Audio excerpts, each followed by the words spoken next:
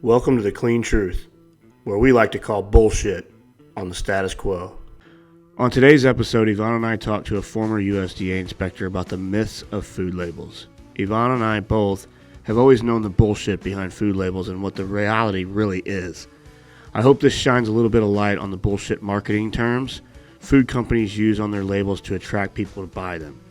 This is one of the biggest status quos we will always call bullshit on every chance we get. All right, before we get into this, I do have to do the weekly Clean Truth. So I put the graphic up on my Instagram story like I always do and ask somebody to give us, a question or something. I usually try to do that each week. Got 5 or 6 of them really quick, and I just picked the best one. So this question, how has your success changed since you started the business? I thought this was kind of funny because you and I don't actually look at it like that. So, to me, it hasn't. I don't think we've changed in 9 years. I don't think. Have you? I have aged. I mean, yes. I'm fatter, balder, uglier. I used to have more hair. I don't think we've changed. We're still here every day doing our thing. I agree. I don't think that our business and its growth has changed you and I personally. I don't think we're the kind of people that it ever will. To an extreme level, anyway. I agree. That wasn't a very exciting one. Normally, I'm always getting bombed on this show. I just thought you would find it a little bit more funny because we talk about this all the time.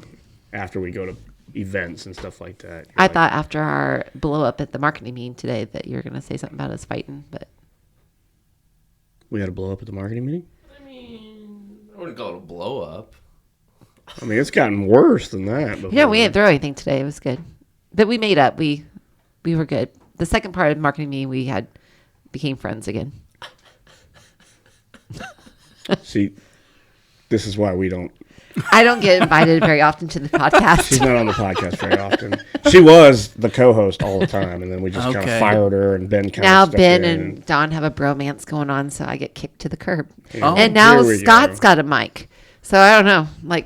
Things have changed since I've been here last. I've had a mic. he just chose never to use it. Gotcha. Yeah. Y'all get Ben on here? Ben's on here a lot. Really? Mitchell, Fleming, not Mitchell. Oh, okay. Guy you were just talking to. Okay. All right, let's get into this topic. This is a podcast that we have wanted to do for a very, very long time. We were just kind of waiting for the right opportunity, and it just kind of fell in our lap and it kind of worked out. So to give a little brief background story, when Evonne and I started Clean Eats, and even before, when we were in St. Louis and we had Locale Cafe, we have never, ever been very big proponents of food labels.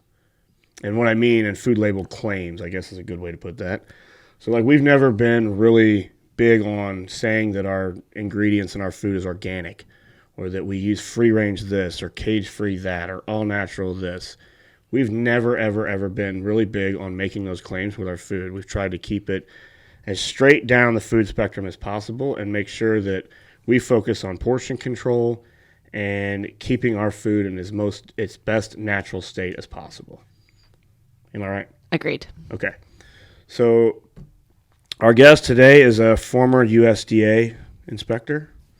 Is that a good title that I put? Yeah, that's close enough. So what we're going to talk about today is some of these, what you and I always refer to them as bullshit marketing terms, because quite frankly, that's kind of what they are. They're marketing terms. They don't really, do they have a meaning? Yes, but it's for marketing and it's to sell products. And there's a big myth behind each one, and then there's the reality behind each one. So I have notes on them, and what my hope is that you can either say, yes, you're right, and add a little bit to that, or go, no, man, you're actually wrong. It's actually this way. I mean, if I'm wrong, I'm going to own it. You know what I mean? But this is from everything that you and I have learned and everything that you and I have ever stood behind. So, I mean, the first one that I've got is low fat.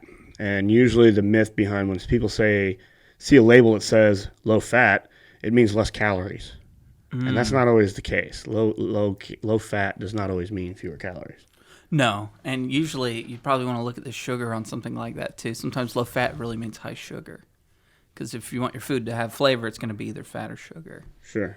But yeah, that's kind of like a misleading title that pops up on that was like labels. A diet trend, I feel like, back in the 90s. I think it started in the 70s. For whatever reason, they wanted to demonize fat and get it out of the American diet. They said it was responsible for heart disease, obesity, all these other things, and they took it out of a lot of our foods that had it. But when you replace it, you have to replace it with something that's going to make the food taste good. So they just kind of replaced it with sugar, and then you started seeing obesity rates and everything else climbing after that. So sometimes you'll see it on foods that didn't have a lot of fat in them to begin with. So they're just putting it on there to make it sound healthier than it is. But in reality, it's probably something that didn't have fat in it to begin with. I didn't know that. But from a food label standpoint, is there any regulation on somebody being able to put low fat on their label? Or is it just a... No, I don't think there's like a standard for that one. Some of them are. So, and you guys probably know this better than anyone because you get inspected daily. You've got people looking at your labels. So there are certain claims that do have to be run up the food chain to be proven that they're right. And then there are other ones that they're just kind of like, I guess sometimes they call them weasel words, where it makes it sound healthier than it is, or it makes it sound like something that maybe it's really not. Low fat's kind of one of those. Okay. Low sodium. We did too. So we were trying to not put low sodium on our meals, but at least like try to make them a sodium claim on there, and that's another one. So when everything says low sodium on it, it's kind of one of your weasel words. Is that what you're calling weasel words? Weasel words, yeah. Weasel words. So I'm going to remember that one. Weasel word. Weasel word. Yeah. All right, the next one is all natural. And the myth that I have behind this is foods that are labeled all natural are automatically better for you. And that's not always the case because, as far as I know, all natural is not regulated. No, it's not. I'm pretty sure organic is. All natural, I don't believe is. Organic is the big one. We'll get to that one next. Yeah. That's my And favorite. sometimes you have to think, too, about who made your food, where did it come from, right? And who's checking up on it to see if any of these claims are true.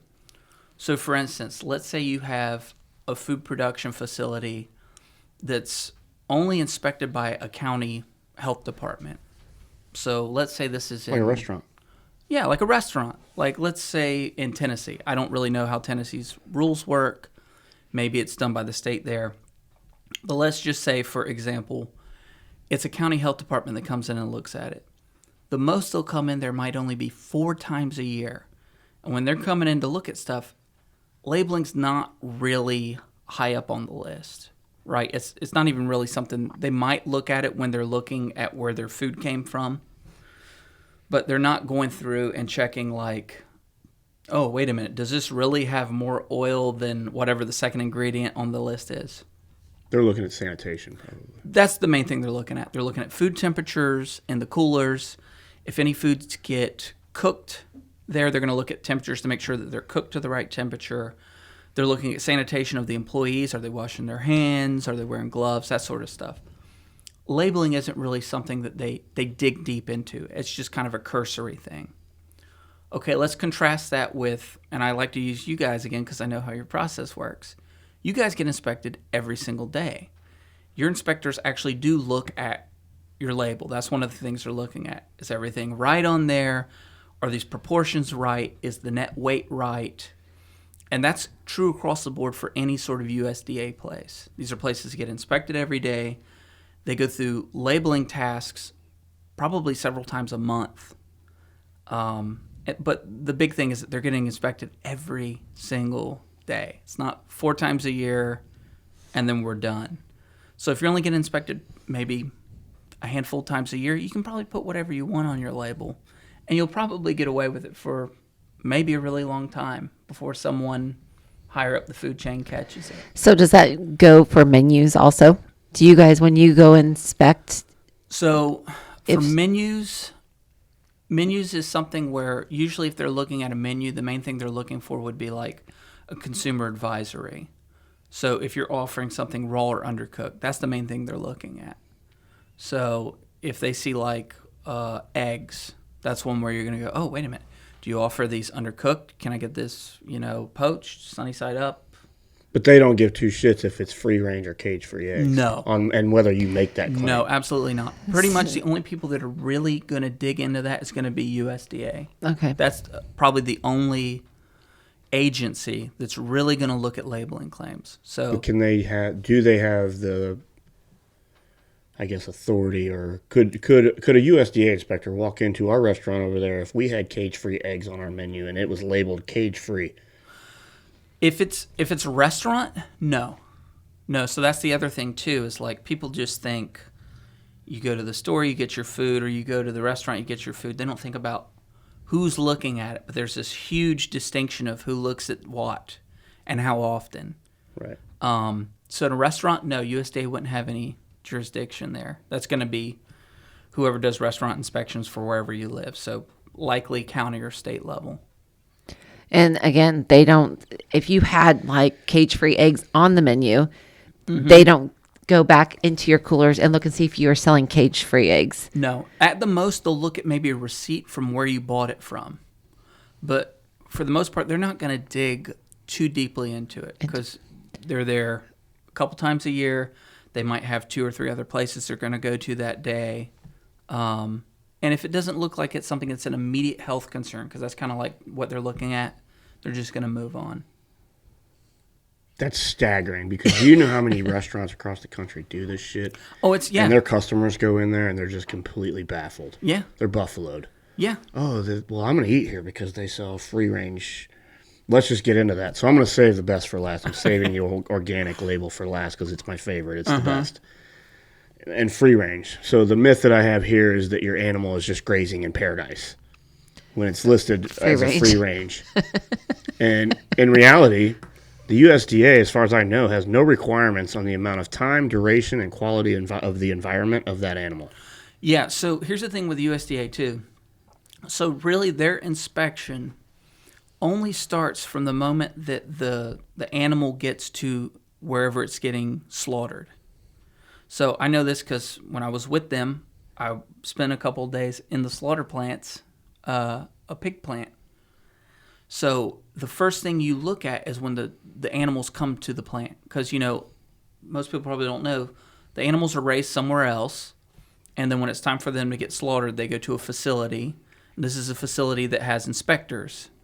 And as with you guys, where you're a production facility, but a USDA production facility, so you've got them in here every day. Same thing for the slaughter plants. If they're slaughtering every day, USDA's in there every single day. They look at every single animal that gets slaughtered, but they don't necessarily go to the place where the animals are raised. Correct. So those claims, you can probably get away with a lot on those. Before we go down this rabbit hole any further, I think I need to specify our goal here isn't to bash the USDA. That's not, and I'm not trying to say that the USDA are bad people. Yeah. We use them every day, and I'm very honestly, I'm very grateful that we have them. Correct. You know what I mean? And the same with the health departments and the federal organizations, the inspectors, and the people that we're talking about. Yep. I'm not saying any negative things about these organizations. That's not my goal here. My goal here is to shed light on the claims that are on these labels and the realities behind them. So I need to specify that first. Yeah, it's more of like I'm trying to get more at like the limitation of what that label can really state. Correct. So they only get their hands involved from the slaughterhouse afterwards. Correct. So if the animal had a really happy life prior to the day that it met its end, who's to say? I know the funny joke that you and I used to say around the restaurant to our customers, and they would always get a kick out of it, is that we would always ask them, how much time have you spent on a farm? Yeah.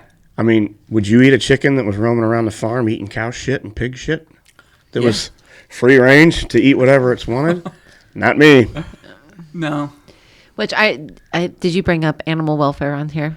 I have not, but we can talk about it. So he's talking about slaughterhouses. So another one is, I think it's the Animal Welfare 5. There's something out there about where the animals are raised and how they are slaughtered. Like there's a farm where they like have emotional support as they're being raised, and they're kept in a de-stressed environment, and are they're you kidding? petted all the way. So we have one of our competitors, I don't know if that's okay to say, that makes that claim on their food. So I was intrigued by this, so I did a little research, and I think it was me and you who did this. And anyway, there's a farm. I don't even know where it's at, but anyway, that's how they raise their animals. And the animal has a name. It gets escorted to it and it's a de-stressed exit of life. Wow. Come here, Billy Bob the cow. Before I drive this spike into your skull and make hamburger out of you, I'm going to give you a massage on the back of your neck. Wow. But what most people don't know is, I know because I've, seen things happen here. Like if there's like a misfire in a plant, like it's a huge ordeal. You guys Oh yeah. USDA takes I think an extreme level to keep all the animals correct from being tortured or humane handling. So basically any animal that's going to get slaughtered has to be stunned or incapacitated in some way. Sometimes they're shocked. I think there's a gas that they can use on certain animals too. And believe it or not, there are still some facilities where they use a gun. So they use a rifle for slaughter. So that's prior to them being eviscerated and processed and all that. Could stuff. you imagine having that job, Scott? Nope. I mean, just standing there and just trigger after trigger. That's it. Yeah. Now I will say the only exemptions to humane handling are religious exemptions. And I've heard stories. I haven't, thankfully, never been in one of those plants. I had a coworker of mine who had a halal slaughter plant on his patrol. And this is an individual who he immigrated to America from Kenya. So he was telling me he'd seen slaughterhouses in Kenya, which were maybe a little more backwards than what we're used to here. And he said that his first day at the halal plant, his jaw hit the floor. So this is a guy that was used to Kenyan slaughter plants. They're not required to do the stunning. So you just cut the animal while it's still awake and aware. Sure. So it's another thing to look at on your label, because I think if it's halal or kosher, it's got a little K, or I'm not sure what it is for halal. I don't know if it's an H. I'd have to look into that. That's another labeling thing that pops up on there. So it could say free range, organic, all this other stuff, but know that might have met a grisly end if it's a religious exemption animal. Oh. Well, the next one on my list here is very similar to free range, which is cage free. Mm-hmm. And the myth behind cage free, that term being on a label, again, is that your animal is out grazing in paradise and living a lavish life of luxury.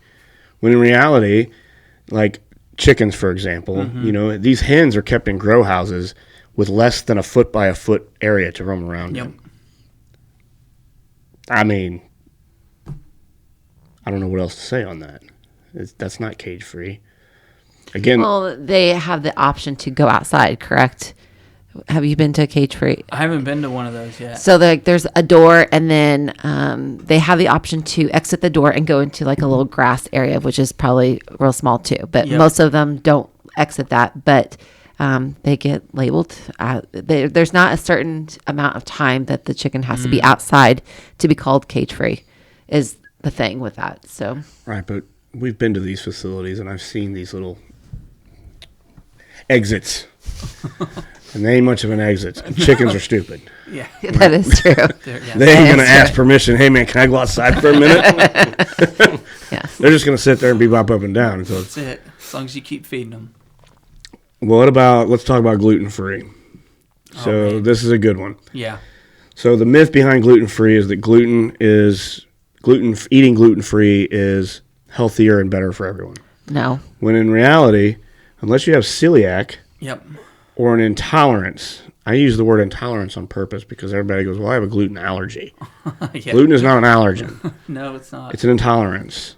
But if you don't have either one of those two, you're doing yourself a disservice because gluten products that are gluten-free have less fiber. Mm-hmm.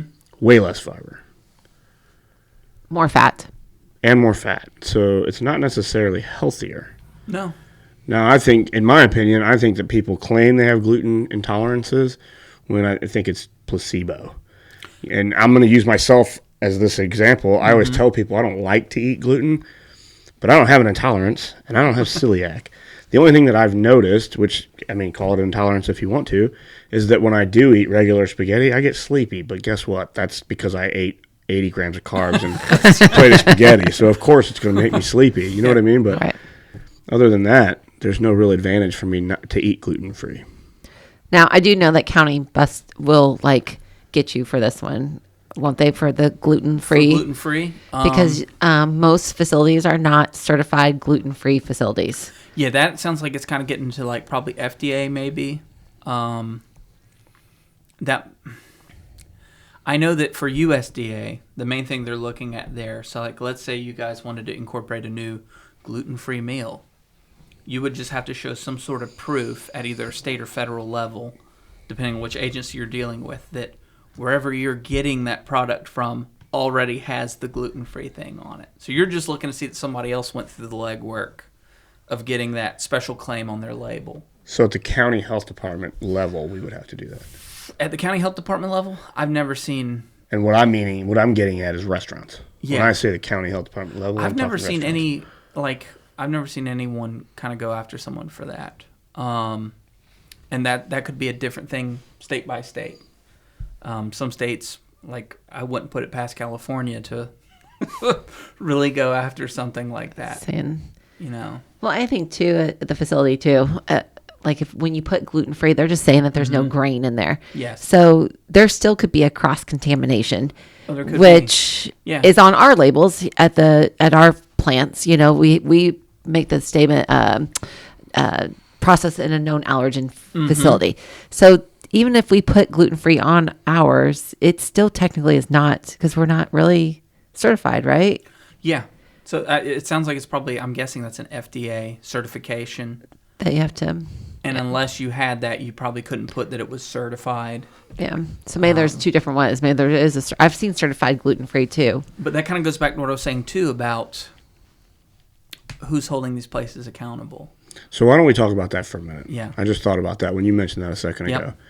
Let's talk about the difference between what we're talking, because we're saying these things, and there's going to be people that I probably would bet don't know what we're talking about. The county health department level, they're the ones that inspect restaurants. Yeah, at least in this state, your county health department, they're kind of empowered by the state. So that's who gives them authorization. They go into restaurants somewhere between 1 and 4 times a year, depending on how complicated the processes are at that restaurant. Sure.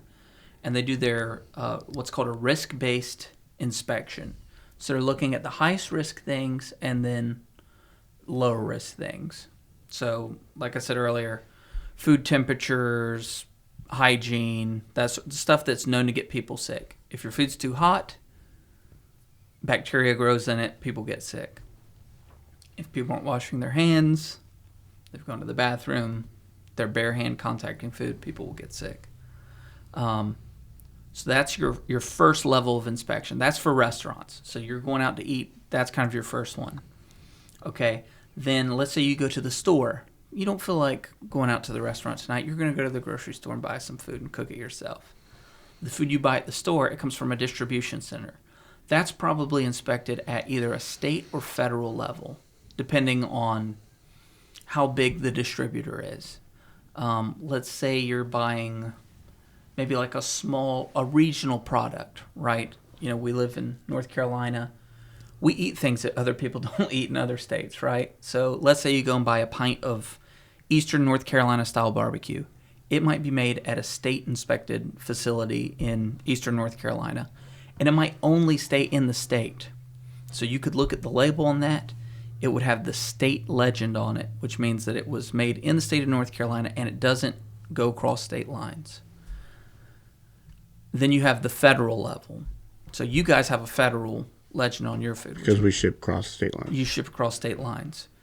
So that's kind of like, in terms of maybe how much inspection you get, the state and federal level are certainly much higher than a restaurant.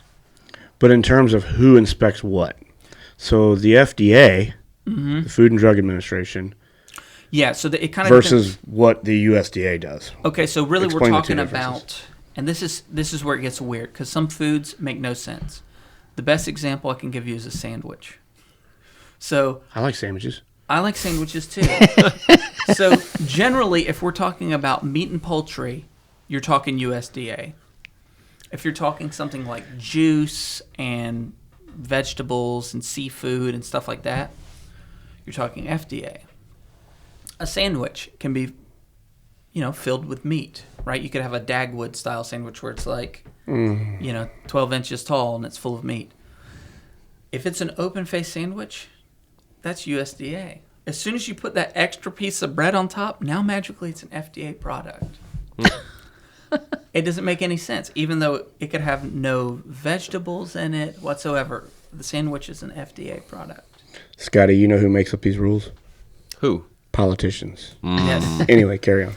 Well, kind of going back to that too. The whole reason all these rules exist is because of a book called The Jungle that came out the turn of last century that kind of highlighted the meatpacking industry in Chicago. That wasn't the purpose of the book, but that was like a big thing about it.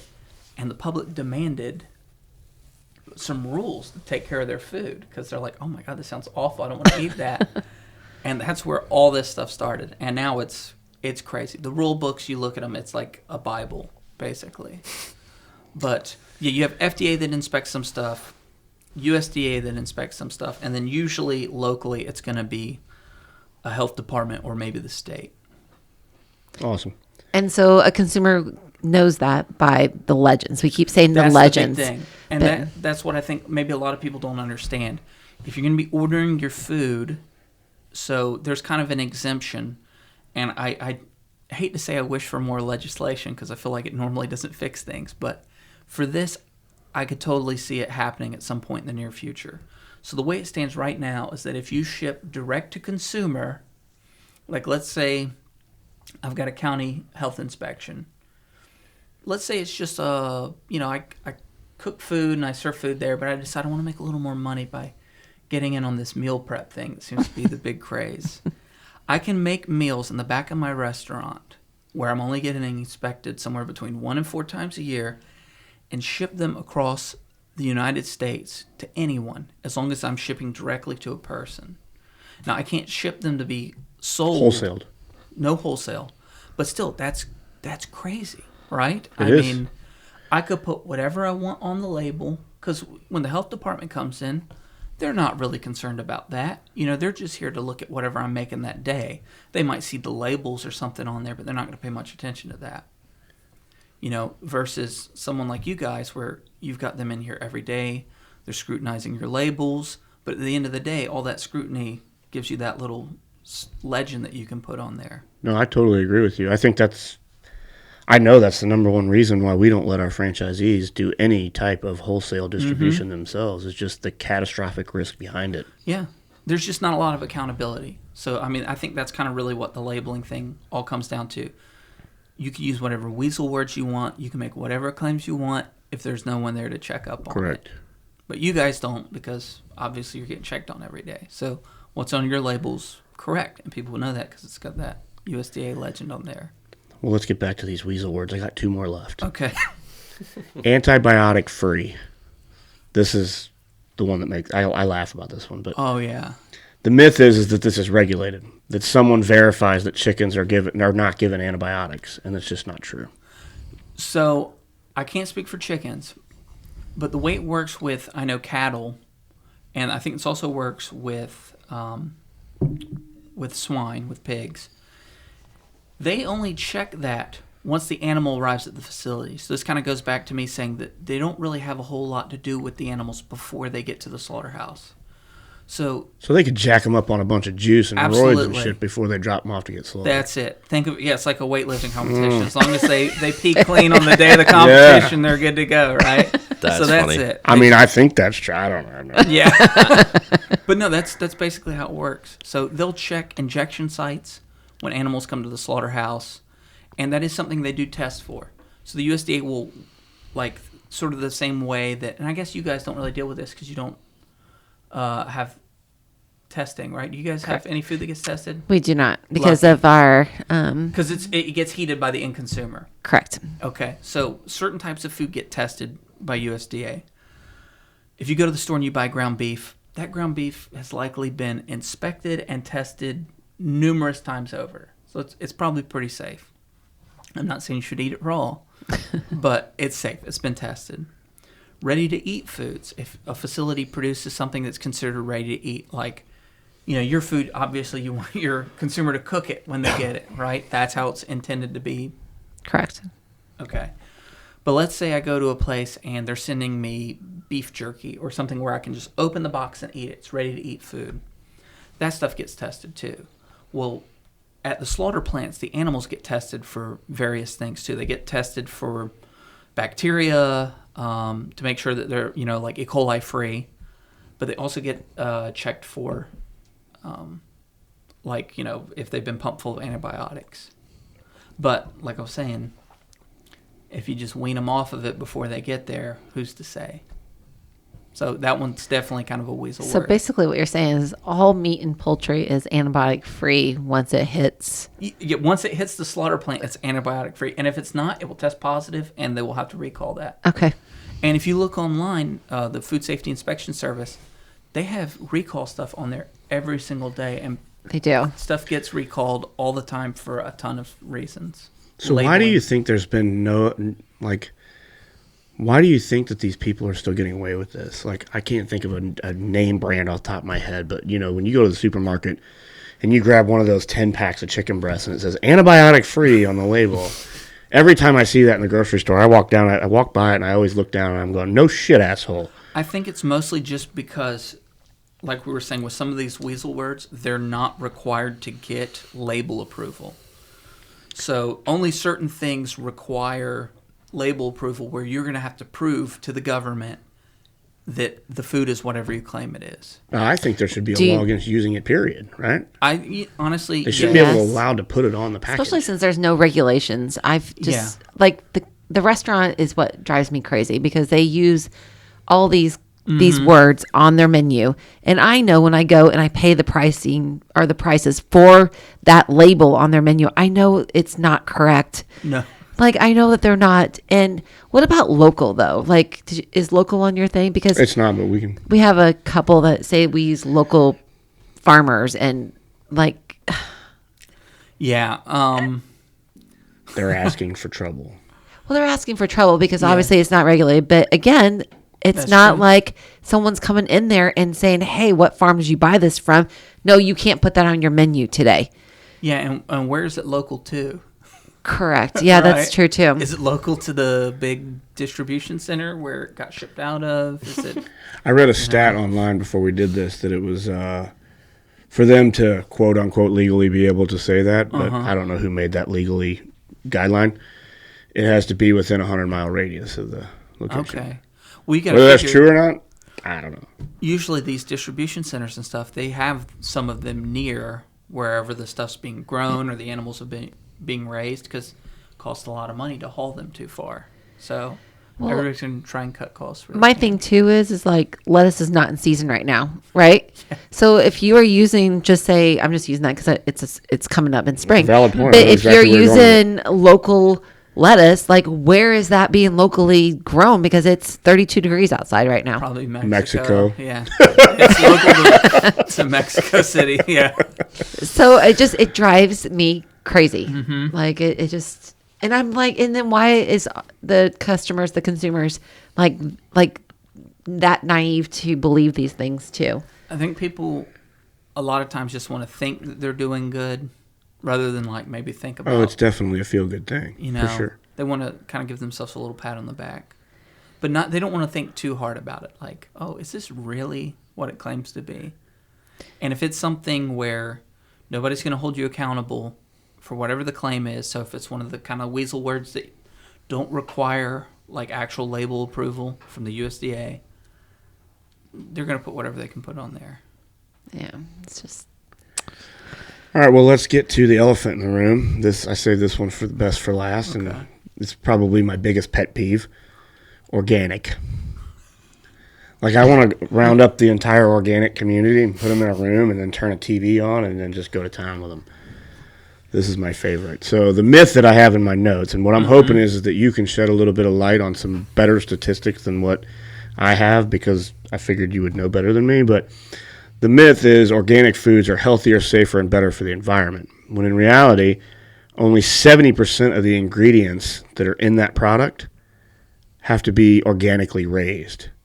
Mm-hmm. I didn't go too much further down that, but, and I have here, keep in mind that organic is not synonymous with healthy. In fact, it may be anything but healthy. Organic food can still be packed with with high in fat, calories, and sugar. Yeah. Oh, well, of course.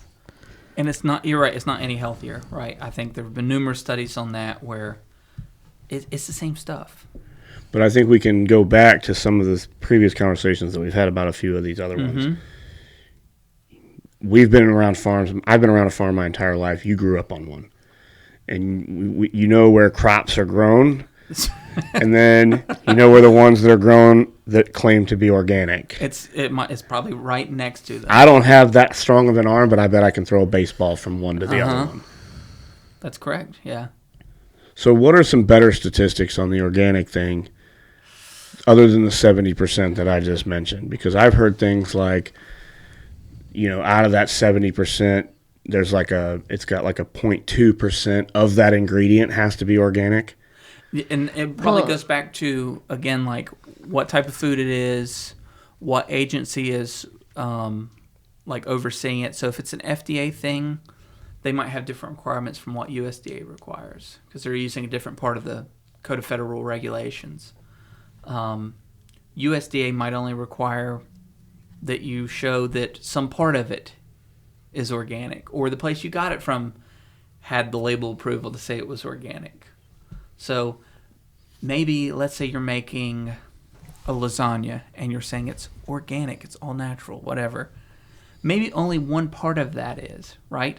The pasta you got is the same cheap stuff that you can get from any other store that was, like that you could get at Walmart or something. Is it gluten-free pasta? No, absolutely not. I'm just asking. It's gluten-filled pasta, right, that was mass-produced. But maybe the meat that's in the meat sauce was an organic sausage or something that Free they range? cooked down. Probably not. Quit interrupting. But just having that on there might be enough for them to go to the USDA and be like, look, we're just saying that it's this because the sausage we use is certified organic, and it's part of this. It's sausage lasagna. Do they put an asterisk next to the organic that says only the sausage? No, I don't think so.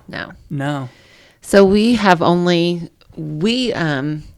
actually made a claim on one of our meals, grass-fed. Yes. I think I don't know. Anyway, it was, we got the inspector at the time, called it out, right? And we did not know that we had to actually send it to Washington, D.C. to get a label approval. It's a huge process. It's huge. And it was 12 weeks. Yep. And so ours was the manufacturer that we were getting the meat from had it on their label. So we just assumed that because it was on their label that we could put it on our label. And that is not the case. So we had to be recertified from using that and do it. And I think it took us 12 weeks to get that back. It might have been a little bit longer. And we were rejected. Yeah, sometimes it's just a no. So at least for USDA, just like you were saying, if you're a federally inspected place, that goes to Washington, D.C., any sort of labeling approval. And it could be anything. Grass-fed, organic, anything that's considered... Keto. Didn't we just deal with the thing with keto? Yeah, and for keto too. Yeah, for a nutritional claim. And that's changing all the time too. Correct. So they're always... So that's something, we're talking about some of these weasel words. That's not to say that some of these won't be things that are required that you're going to have to actually show that they are whatever they claim to be. So it could change. So I feel like with these weasel words, they might only get away with it for so long. Eventually, government's going to catch on. Because they've been doing it with, like you were saying, if they're already on to keto, they'll probably be on to some of these other ones too. Yeah. But that kind of goes back to what I was saying. You have to send it to Washington, D.C. because you're a federally inspected place. Let's say a state place that's not going outside of whatever state they're produced in. they might only have to send it to their state capital, their state agriculture department. It might be one or two people that does all the labeling stuff. You know, it could be Bubba up there, and he looks at it and he's like, yeah, sure, okay, whatever. Now looks good. Next. Grass-fed, yeah, sure, it's good. And now if we're talking back to my example, the guy who's, you know, he's got like a hot dog place and he's shipping meals all over the country, he can put whatever he wants on there. It's grass-fed, it's gluten-free, it's healthy and low-fat and low-carb. Don't get me started. It's crazy. Yeah, it is kind of crazy. That's the only ones. That's all I got. I just wanted to shine a little bit of light on these weasel words. I'm gonna remember that. That's I'm it. gonna use them. I would tell everyone if they really want to know if their label's right. First, look to see if it's a USDA place. If it's a USDA place, know that it gets inspected more than other stuff. So if you're ordering your food from Joe Schmo, who has a restaurant in Missouri or something, and he's shipping meals all across the country, maybe be a little more, scrutinize a little more. You could email him, find out where he's actually getting his food from. Does he have labels? Is he willing to send you labels, right? If it's USDA place, you know that what's on that label is correct, right? If it wasn't correct, they wouldn't let you put the stamp on there. They would tag it and keep it there until it was right. If it's FDA, I'm not as sure on FDA stuff. I don't know how often they get in there to inspect. I don't even know if they have big facilities like USDA does. So like, you know, USDA, any big slaughter plant where you get your meat, Smithfield, Tyson, they have teams of inspectors that work in these places. If they run around the clock, they have inspectors around the clock. So your labels are probably pretty good from there. So I would say definitely look to see where your food came from. And then restaurants is just a lost cause. You're not getting anything that's on the menu. Yeah. You know, I will say for restaurants, the only thing, if you're concerned with it, and as far as I know, every state is like this, because I've looked at other states just to see if they have it. Usually the inspection reports are public record. So if you really want to know if the restaurant's any good and you don't see a scorecard, or maybe your state doesn't require them to be posted, look online to see if you can find the inspection report. You can find out what's going on back in the kitchen. My final word and advice is, instead of paying attention to a label and fixating yourself on a label, focus on portion control if you want to be a healthier person. I agree. I think just choose the ingredients. Like, I just have to tell a funny story because your mom, like, Trader Joe's is always like one of my big things, pet peeves, you know. We call it Trader Schmoes. Because everything in Trader Joe's is like organic, you know. So his mom, like, Is if this you go, the cheese nip story? this is a cheese, yeah. So his mom has a cabinet in their kitchen that's just full of Pringles, Oreos, anything you can think of junk related is in this, right? Yeah. And so when we're in town, she knows that we don't go to this cabinet, and it's like she tries to hide it, but you know, whatever. So this is probably 3 years ago, we were there, and she's like, you should go check out my cabinet. And I was like, okay. So I go in there, and it's like organic. Everything's like organic cheese nips, organic cheese puffs, organic all this. And I was like, no. I was like, this does not mean anything. I was like, no, it doesn't. I was like, this is actually worth macros for you. She did make a bold argument, though, about it being organic cheese nips. And I'm like, Ma, they're fucking cheese nips. It don't matter what they are. Yeah. You could get an organic ice cream sandwich. At the end of the day, It's still ice not cream sandwich. Sammy. That's right. But she really thought she had done so good for us to come home, and she had all organic proud of it. snacks. And I was like, all right. It was a funny story. Well, man, thank you for the time. Thank you for helping us shed a little bit of light on this. This has always been a big thing with Evonne and I, and I think that this was a podcast we've been waiting to do for a while, to talk about this and try to convey the truth and Y'all know your call stuff. bullshit on it. Again, it's not to badmouth anybody. And No, not at all. It's just to bring awareness to something so that you're just better aware of it and more knowledgeable about it. So, Listen, I'm all about eating organic and the organic thing. I'm all about it. If you can truly eat organic, more power to you. I'd love to be able to do that full time, all the time.